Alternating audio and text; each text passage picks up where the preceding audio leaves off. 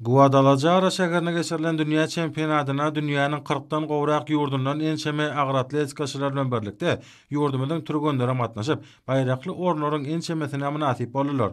Dünýä çempionatyna Türkmen Döwlet Beden Terbiýe we Sport Institutynyň talibi Gaýgysy Töräýew 81 kilogram agram derejesinde çykyş edip, telterläpde 151 kilogramy, etekläpde 184 kilogramy, umumlukda 335 kilogramy galyryp ikinji orna we kümüş medala munasip boldy. 96 kilogram agram derejesinde çykyş eden Türkmen Döwlet Beden Terbiýe we Sport Institutynyň talibi Şahsatbek Metyakubow telterläpde 167 göterip birinji, itekläpde 200 kilogramy göterip ikinji, umumlukda 367 kilogramy göterip ikinji orna we altyn hemem kümüş medallara munasip boldy.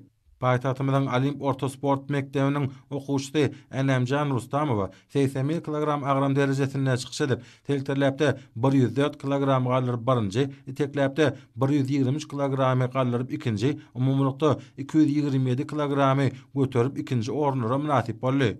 Şeýlelikde iýleşlemeden ganynan medallary 9-da deň boldy. Olaryň ikisi altyn, 7-si bolsa kümüş medallardyr. Türgünlerimizden gazanan üstünlükleri Türkmen sportunyň awraýyny belende götürdi.